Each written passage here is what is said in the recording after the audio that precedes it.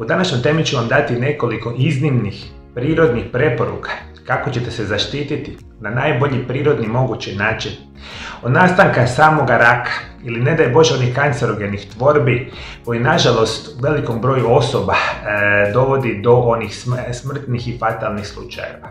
Mislim da veliki broj vas kada malo bolje razmisli shvaćate da osobe nakon 40., 50., 60. godine života su u izuzetnom riziku od nastanka samoga raka, što sva istraživanja pokazuju. Uzroci su različiti od lošeg načina života, loše prehrane, kroničnog stresa, kroničnog nespavanja, prekomjerne tjelesne težine do izuzetno veliki broj problema čak su vezani za genetsku predispoziciju. Ali ono što mi možemo napraviti je preventivno uzimati određene vrste prirodnih supstanci koje znanstvene studije pokazuju da nas upravo mogu štititi od nakupljanja ili nastanka samoga raka. Jer ono što se događa sa samim stanicama raka je da su one uspjele nažalost zaobići nešto što se naziva apoptoza. A apoptoza generalno znači da naše stanice kada normalno žive, oni imaju proces kada nastanu, raste i onda oni odumiru i tako taj ciklus ide u svim normalnim stanicama. Osim kad su u pitanju stanica raka, one su našle načina da zaobiđu to stanično odumiranje i nažalost one kada počnu se manifestirati u organizmu, počnu se nakupljati, rasti i onda stvaraju taj, ajmo tako reći, oksidativni stres i koji potencijal svega toga su nažalost nastanak raznih vrsta raka. Danas su najgore vrste raka rak pluća, kod muškaraca rak dojke kod žena, jako blizu gore vam je specijalno rak debelog crijeva, ali i ostale vrste drugih tumora nažalost su u izuzetno velikom porastu. Međutim, hvala Bogu dragom, postoje veliki broj prirodnih opcija koje mogu nama pomoći. Danas ću vam specijalno reći jednu, a na kraju emisije ću dati još nekoliko za kojima nikad niste čuli, a možete ih prirodno konzumirati specijalno uz dodatke prehrani ili uz pravilne namirnice. Danas ću vam govoriti o jednom od najboljih antioksidanasa koji služi u zaštiti od nastanka raka i nešto što se naziva koenzim Q10. Koenzim Q10 je moćni prirodni antioksidans prisutan u ljudskom organizmu koji ima ulogu u podupiranju enzima u različitim biokemijskim procesima. Neophodan je svakoj ljudskoj stanici za stvaranje energije, a u najvećim koncentracijama prisutan u bubrezima, jetri, srcu i guštoreći. Pohranjen je u mitohondrijima stanica koje se često nazivaju tvornice, zbog čega je uključeno u proizvodnju same energije. I to je ono što morate shvatiti. Koenzim Q10 je dio svake naše stanice. Međutim, mi ovog koenzima Q10 ili prirodnog antioksidansa maksimalno imamo sa 22 ili 23 godine. Kada idemo dalje, 30. 40. godina pa nadalje i još više u poznije godine života, mi izuzetno malo ili sve manje imamo koenzima Q10 u organizmu. I to je jedan od onih razloga zašto osobe nakon 40. 50. 60. godine puno prije oboljevaju od samoga raka, jer nemaju dovoljnu količinu antioksidanasa u tijelu, a koenzim Q10 je ovdje nevjerojatno bitan. I mi kada govorimo o samom koenzimu Q10, možemo reći da bismo održali dovoljnu razinu energije za obavljanje tjelesnih funkcija unutar naših stanica sitne organele zvane mitohondriji, uzimaju masnoće i druge hranjivih tvari i pretvaraju ih u upotrebljive izvore energije.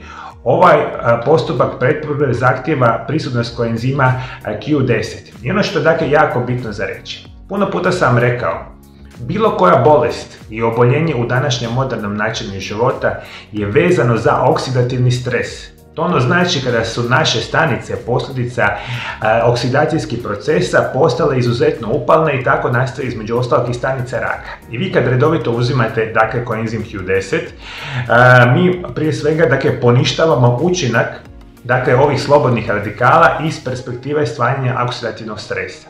Redovito uzimajući koenzim Q10 značajno podržavate funkcioniranje vašeg srca i vaših krvnih žila. Normalizirate funkcioniranje samoga mozga, sprečavate nastanak srčanog i moždanog udara, što je perfektna perspektiva.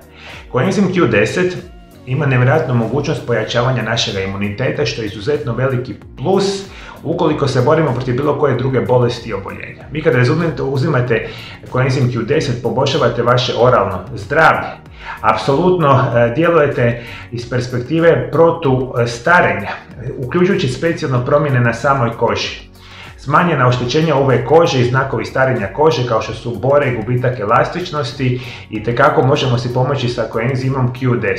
Isto tako štiti naše kognitivno zdravlje i što je još jedna od onih perspektiva izuzetno bitna, vi kada redovito uzimate koenzim Q10, značajno čak poboljšavate plodnost, specijalno u muškaraca, što je nevjerojatan plus iz ove perspektive, i redovito konzumirajući sam koenzim Q10, a apsolutno pomažete u liječenju fibromijalgije, isto tako možete smanjiti glavobolje, kronični umor i smanjujete loši kolesterol u vašemu tijelu i vašem organizmu. I ono što je još bitno za reći, taj koenzim Q10 se smatra prirodnim antioksidansom i jedan od onih boljih prirodnih zaštitnika od nastanka samoga raka. Vi njega imate u određenom broju namirnica koje možete konzumirati, a namirnice koje su vam bogate sa koenzimom Q10 su specijalno organska govedina hranjena hravom, haringa, organska piletina, kalifornijska pastrva, organski sezam, pistacije, orasi, brokula, karfiol, naranđe, jagode, organska jaja, sardene, skuše i slične vrste perspektiva. I ono što je još bitno za reći, vi kada redovito uzimate taj koenzim Q10, ne bi bilo loše ako ga uzimate uz ovakve vrste namirnica ili ako ga koristite uz recimo tablete ili slične vrste preparata, kao dodaci prehrani, da ga uzimate uz zdrave masnoće. Jer se lijepo otapa u masnoćama, specijalno zdravoga tipa, pa onda konzumirajte uz recimo, kao što su sad rekli, orašaste plodove sjemenke, međutim recimo organski kokos ili recimo maslinovo ulje, avokado ulje i slične vrste zdravih masnoća recimo može nam pomoći u prirodnoj razgradnji koenzima Q10 u organizmu. Dakle, čim prije, ukoliko želite preventivno djelovati ili ukoliko, ne daj Bože, već imate nekakav oblik raka, koenzim Q10 će vam biti prirodna pomoć. Međutim, postoji još nekoliko izvanrednih dodataka prehrani koje možete koristiti iz perspektive prevencije raka, a to su prije svega kolostrum, koji ubrzava oporavak i pojačava imunitet, kiolski češnjak, 2 kapsule 3 puta dnevno, melatonin 2 do 3 mg dnevno 2 sata prije spavanja i apsolutno jedan mineral koji se naziva selen 200 mikrograma dnevno, a ne smijete ga uzimati ukoliko imate problema sa srcem, jetrom ili samim bubrezima.